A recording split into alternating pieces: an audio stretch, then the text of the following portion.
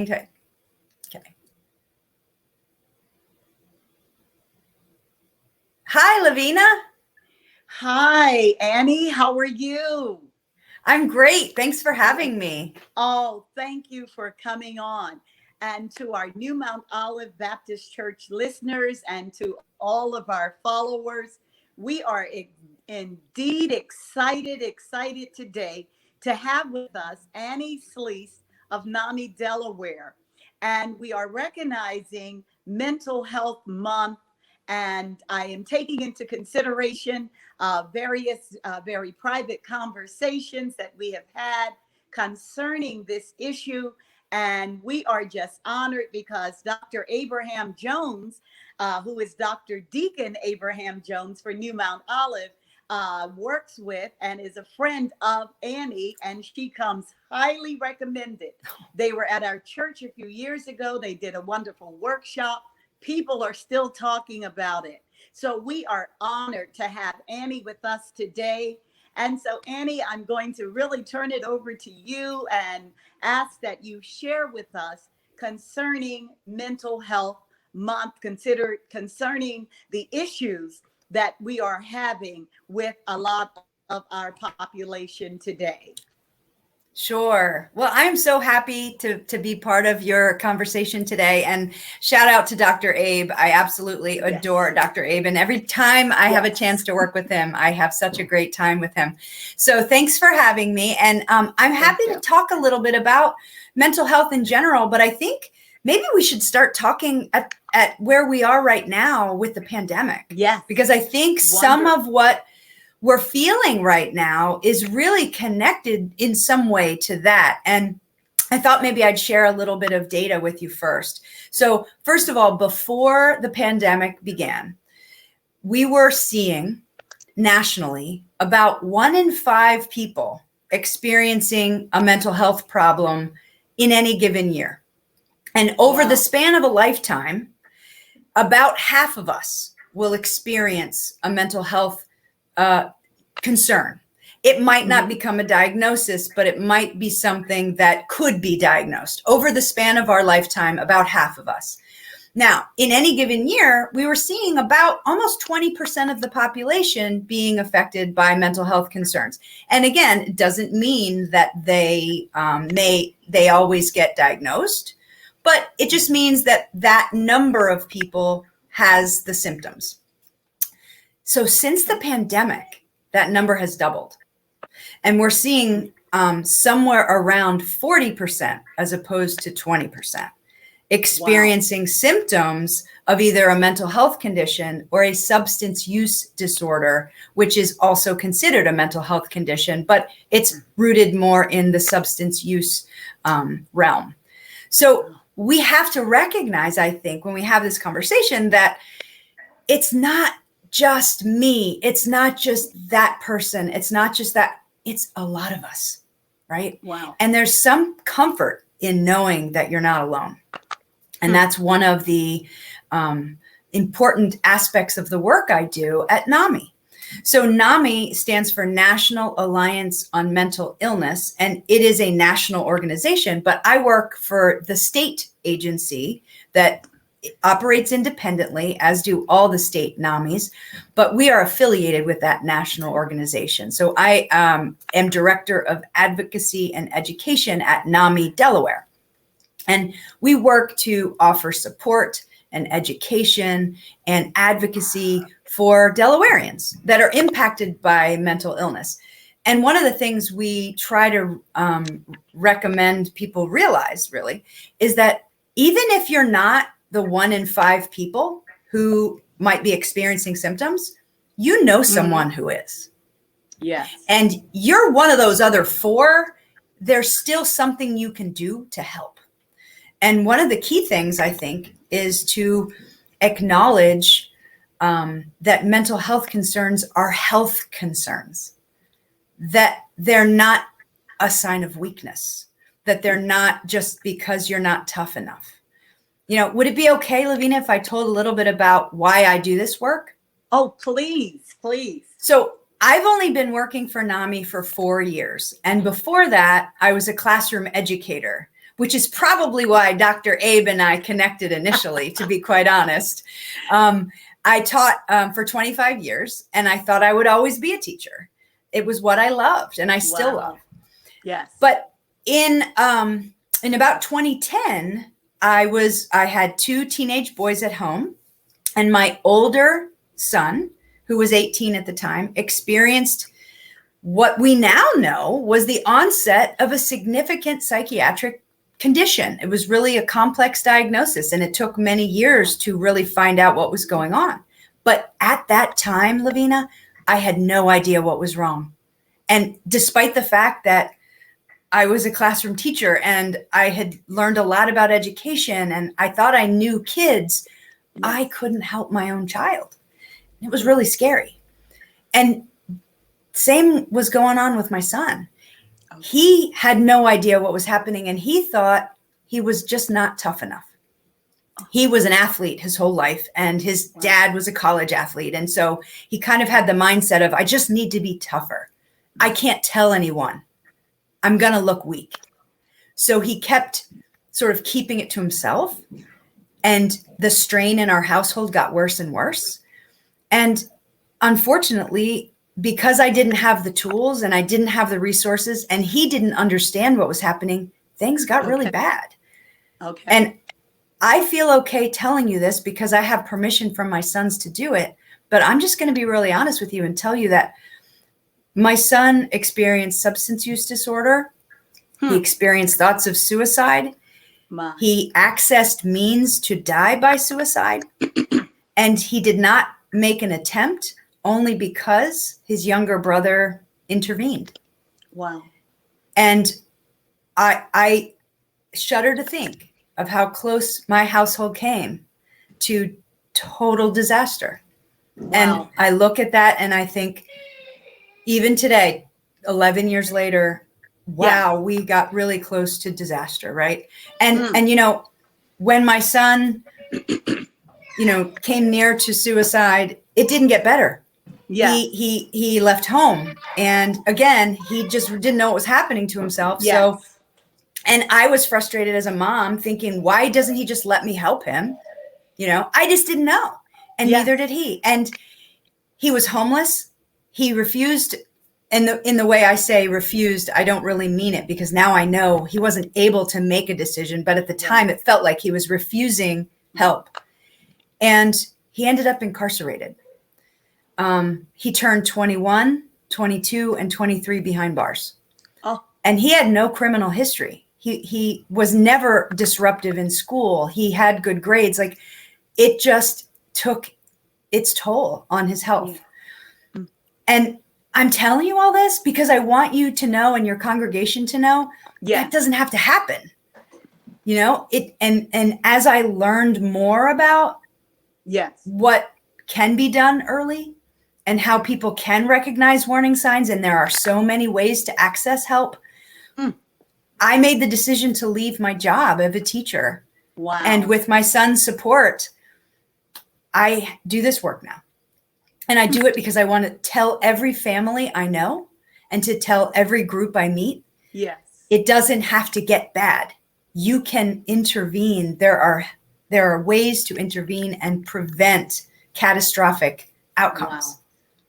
And there are lots of catastrophic outcomes. In fact, I teach a class called Mental Health First Aid, and I'd welcome you and your congregation to take it. I'd be happy to teach it. Yes. And that class talks about what happens if interventions, what can happen if interventions aren't done early. Okay. And there's a list of them. And I have to tell you, every one of them on the list happened to our house. Oh. Every one.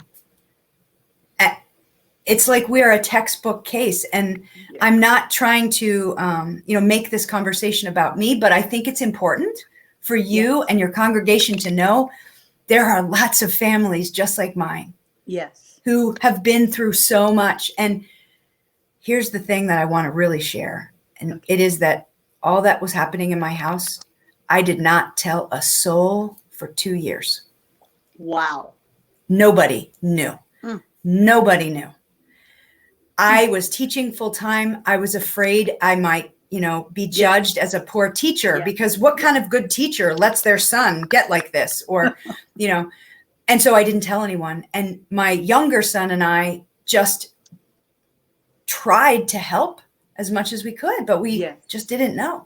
So we want to help. We want to help Delawareans. We want to help you and your congregation to understand those early warning signs. So how about, can I share some of the warning signs that are kind of common that people might recognize?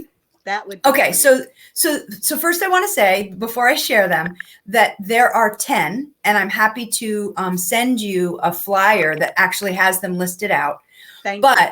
I don't want anyone to see them or hear them and think, oh, well, that's what's wrong with me, or, oh, that's what's wrong with my loved one, right? I'm not a doctor, and I'm not suggesting that anyone viewing this video should diagnose anybody.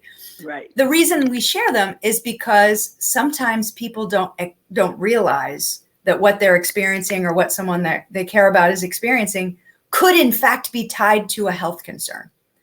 They kind of think of other things. So I'm going to walk through these 10 common warning signs, and they don't correspond to any one disorder. So I'm not necessarily telling you the warning signs of a mental health condition like depression. I'm telling you 10 general warning signs. So one of them is feeling sad or withdrawn for more than 2 weeks. So certainly during the pandemic, many of us have experienced sadness, and this has been a devastating time. So the way we would define this sadness and withdrawal for more than 2 weeks would be, has it impacted the way we do things or our ability to do things? Is it getting in the way of our regular day-to-day life? Are we having trouble going to work? Are we having trouble relating to our loved ones? Are we having trouble getting through basic activities? Showering? Okay, so that can be a sign. Also, people might experience intense fear or worry that doesn't seem to fit what is really going on. So they might feel this overwhelming sense of worry and try to talk themselves out of it and think, why am I so worried about this? This isn't a big deal, but yet I feel so worried about it. That can be a warning sign. Another warning sign is difficulty concentrating or being still. You might see drastic changes in mood, or the person that you care about might suddenly seem different. And it's not because they're wearing their hair differently or they're dressing differently, but it's because they are behaving differently than the way they used to behave. And the trick is sometimes people don't even realize that's happening. So I can tell you with my son, looking back, I saw those things and I kept trying to think, oh, well, he's just a teenager. That's probably why. Right. Or, oh, well, he's just had a bad day. That's probably why. And I can look back now and tell you I made lots of excuses because I didn't know that what I was really seeing was actually warning signs of a mental health condition. There might be problems with sleep. There might be actual physical symptoms like a racing heart or trouble breathing sometimes. Now, I always like to say a racing heart and trouble breathing can certainly be lots of things outside of mental health. So if someone's having a racing heart and trouble breathing, please see a medical professional immediately. Yes. But if you've had all the tests and you can't figure out physically what it is, it can actually be tied to a mental health concern. And let me remind you that our minds are part of our bodies. Yes. So often people forget that because it's above the neck, they think, oh, well, that's just in your head. You can make that go away.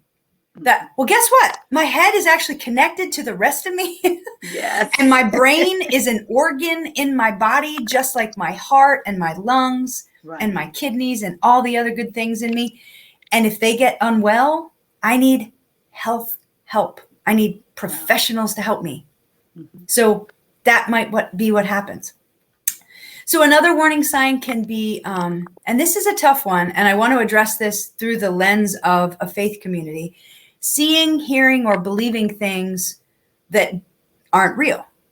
Now, that can be an interesting dynamic and conversation in a faith community. And I would welcome a follow-up session just on that, because what we mean with this warning sign is something that's very rare.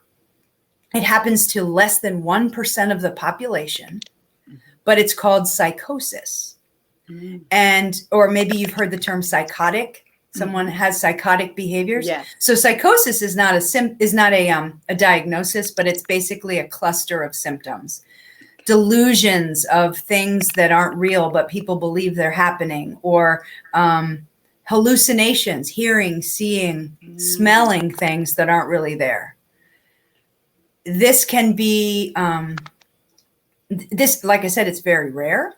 Yes. But if you know someone who's sharing that fearful disclosure that, gosh, I sometimes hear these voices and I don't think anyone else hears them, please don't make them feel bad. Please don't dismiss it.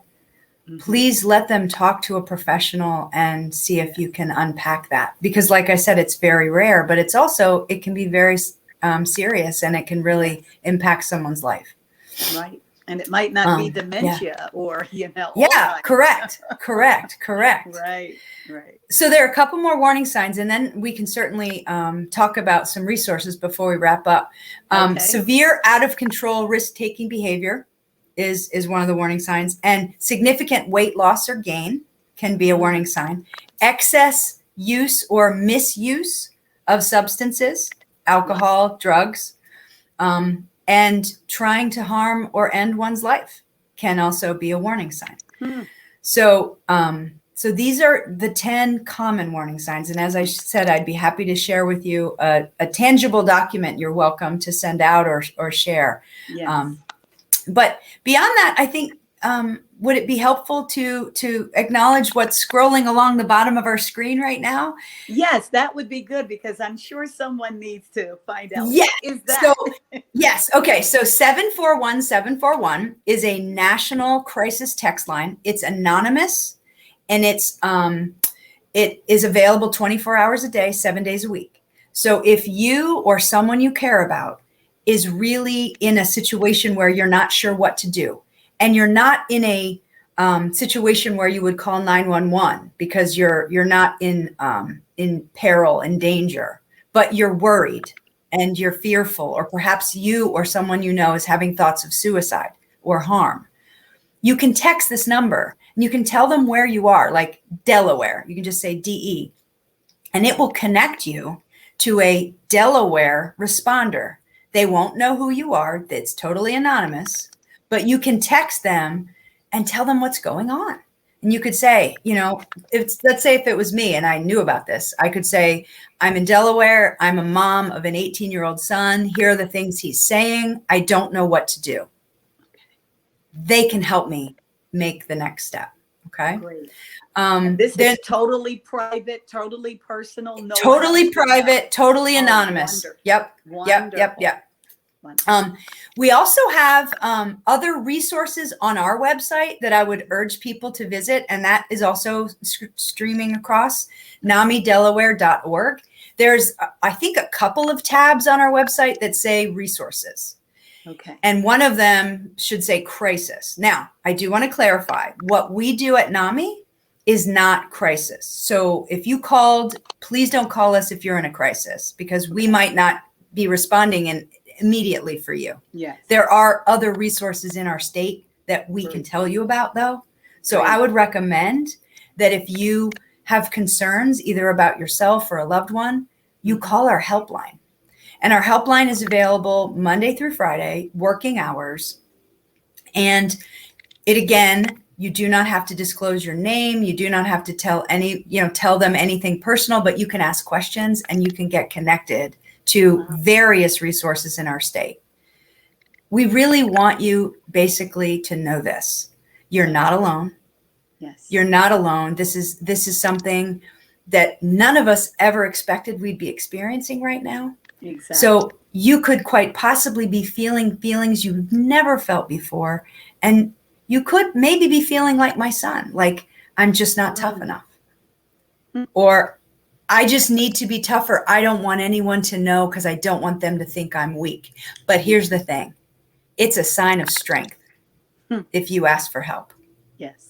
It's a sign of courage. Yes. And there are experts who can help. We have a dear friend, volunteer. Her name is Chaplain Pam Adams, and I'm going to give her a shout out for what she said the other night about at an event we had. And then I'm going to conclude because I've been talking so long. But Chaplain Pam, she's a faith leader and she's a leader at DSU, and she was talking about the discrepancy sometimes of people who feel symptoms and think prayer is the only solution. And she says, prayer is a solution. Absolutely, use prayer. Yes. But she also says, when I need an oil change in my car, I don't just pray for that. I go to the Jiffy Lube and I go to the person who can do that. And then I pray that it works well, but I trust them at the Jiffy Lube to do the oil change because they're the experts in that.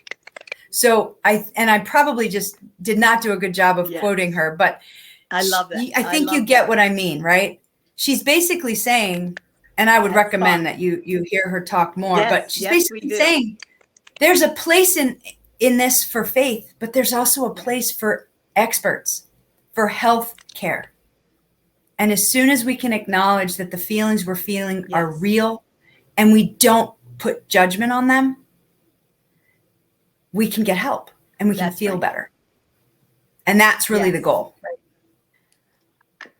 Yes. And Annie, you are so right. And I agree with what your friend has said at DSU, because my belief is, and I've said to my congregants for the last 15 years as pastor and 2 years as an interim, I simply said to them, the problem itself is only 10%.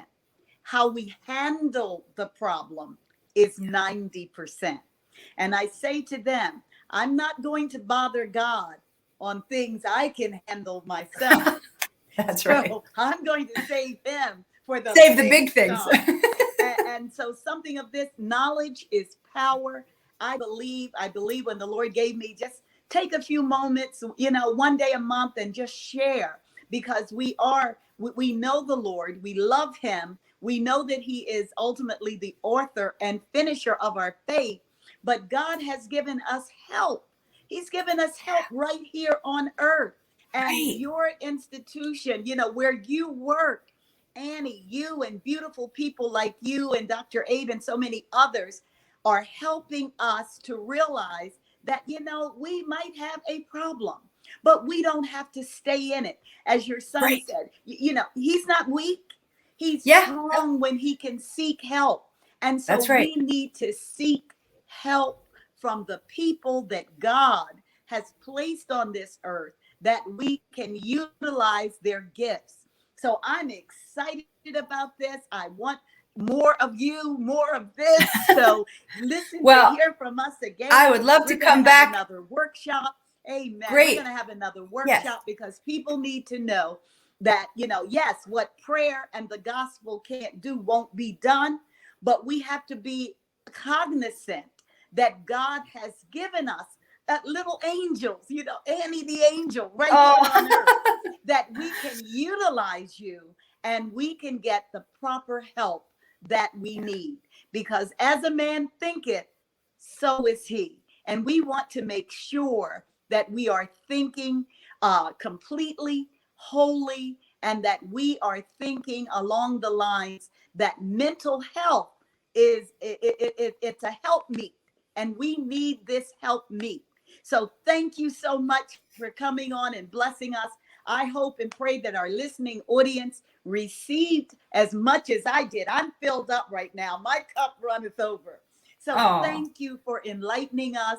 Thank you for being with us. And you will hear from us again.